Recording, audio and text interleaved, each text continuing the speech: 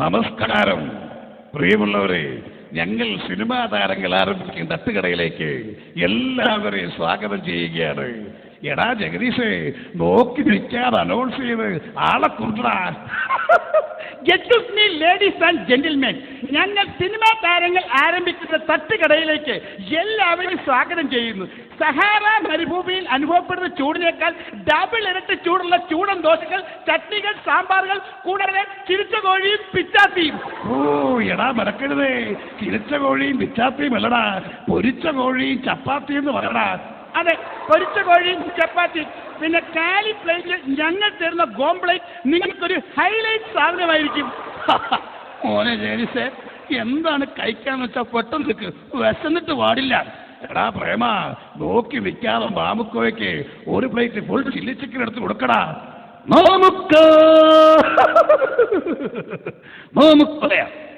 മാമുക്കോയ്ക്ക് chilli chicken അല്ല, പള്ളി chicken തന്നെ തരും. പിന്നൊരു കാര്യം, തൊട്ടപ്പുറത്ത് ആ കൊച്ചിൻ ഹനീഫയും നരേന്ദ്രപ്രസാദും കൂടെ ചേർന്ന് ഒരു തട്ടുകട നടത്തുന്നുണ്ട്. ഒരു സാധനം അവിടെ നിന്ന് മേടിച്ച് കഴിക്കരുത്, മൊത്തത്തിൽ തട്ടുകട. ഒമ്പാന്റെ മുളപ്പാൽ പിടിച്ച പമ്പിളിലേക്ക് അല്ലെങ്കിൽ വേണ്ട, ബിൽമേന്ന് പാക്കറ്റ് പാൽ പിടിച്ച പമ്പിളിലേക്ക് വേണം അവസരം കുത്തി കുടലയാ പുറത്തിട്ട് വിഷം, എന്നിട്ട് അതുകൊണ്ട് പോട്ടിക്കലുണ്ടാക്കി നിങ്ങൾക്ക് തന്നെ വരും. വേണ വന്നികളെ.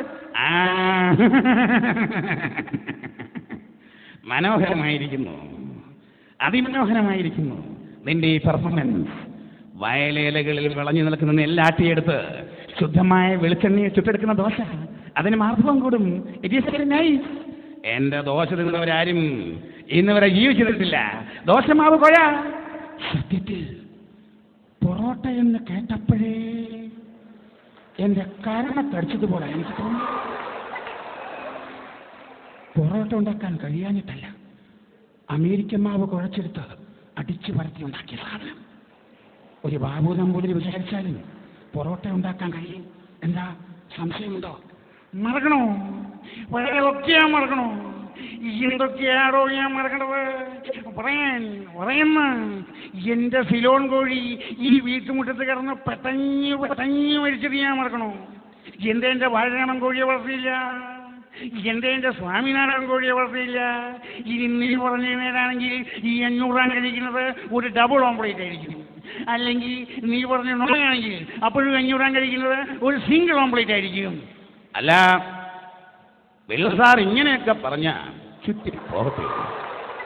ഞാനാണ് ഈ തട്ടുകട നടത്തുന്നതെങ്കിൽ അരി ഞാൻ അരയ്ക്കും, മാവ് ഞാൻ കുഴയ്ക്കും, ദോശ ഞാൻ ചുടും, സമ്മന്തിയും ഞാൻ അരയ്ക്കും, ഈ വണ്ടി ഞാൻ തള്ളിക്കൊണ്ടിരുന്ന് വിൽക്കുകയും ചെയ്യും.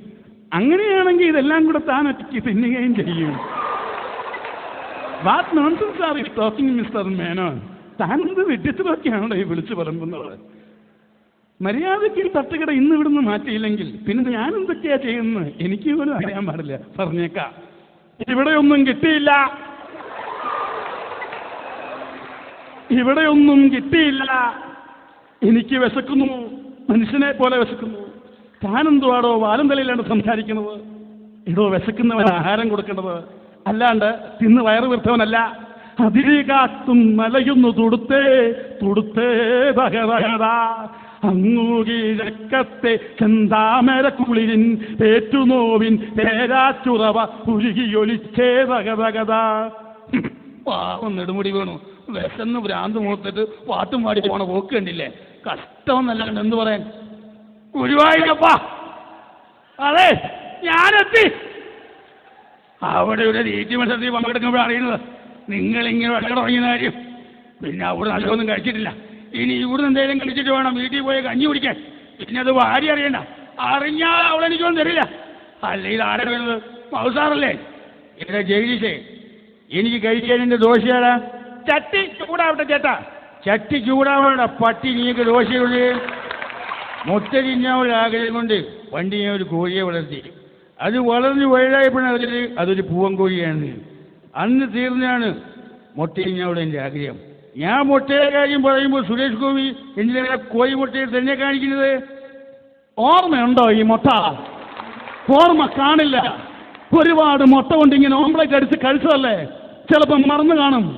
അന്ന് ഞാൻ കണ്ണൂരിൽ കോഴിയെ വളർത്തുന്നു.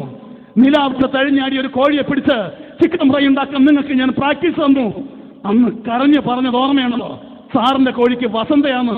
യെസ്, ഐ ആം സുരേഷ് കോഴി. Just December that. ഓ വൃത്തികെട്ടവൻ വന്ന് ഷിറ്റെന്ന് പറയും, അത് കേട്ട് ഷിറ്റിടാൻ ഇവിടെ കുറെ കോഴികളും. മുഖ്യമന്ത്രിയും എത്തി, പെട്ടെന്ന് ഇവിടെ എല്ലാവരും ഒന്ന് മാറിക്കേ. ഈ കേരളത്തെ സംബന്ധിച്ചിടത്തോളം, അതായത് നമ്മളെ ഇപ്പോൾ കേരളത്തിൽ ഈ ഒരുപാട് പ്രശ്നങ്ങളുണ്ട്. അതിൻ്റെ ഇടയ്ക്ക് ഈ സുനാമി എന്ന് പറഞ്ഞിട്ട് എനിക്ക് ഈ ഭ്രാന്ത് പിടിച്ചിരിക്കും. അതെൻ്റെ മുന്നിലേക്ക് ഇങ്ങനെ ഇരിക്കുന്നത് തന്നെ. അതുകൊണ്ട് ഞാൻ ഈ പറഞ്ഞു വരുന്നത്, നിങ്ങൾ എത്ര രൂപയാന്ന് വെച്ചാൽ പെട്ടെന്ന് ഇങ്ങ് തന്നാൽ ഞാൻ വയ്ക്കൊള്ളാം. ഞങ്ങളെല്ലാം കൂടെ ഒരു 3 ലക്ഷം രൂപ കളക്ട് ചെയ്തിട്ടുണ്ട്. അപ്പോൾ വളരെ വളരെ നല്ല കാര്യമാണ്. പെട്ടെന്ന് ഇങ്ങ് തന്നോളൂ. അല്ല സാർ, ഒരു കാര്യം ചോദിച്ചോട്ടെ, ഇത് സുനാമി ഫണ്ടിലേക്ക് തന്നെയല്ലേ പോകുള്ളൂ ഈ പൈസ? എന്ന് പറഞ്ഞാൽ ഈ സുനാമി ഇനി എപ്പോഴാണ് വരുമെന്ന് പറയാൻ പറ്റുമോ? അതുകൊണ്ട് തൽക്കാലം ഇത് സുനാമിയിലേക്ക് പോകില്ല, ഈ എൻ്റെ ബിനാമിയിലേക്ക് പോകും. അപ്പോൾ എല്ലാം പറഞ്ഞതുപോലെ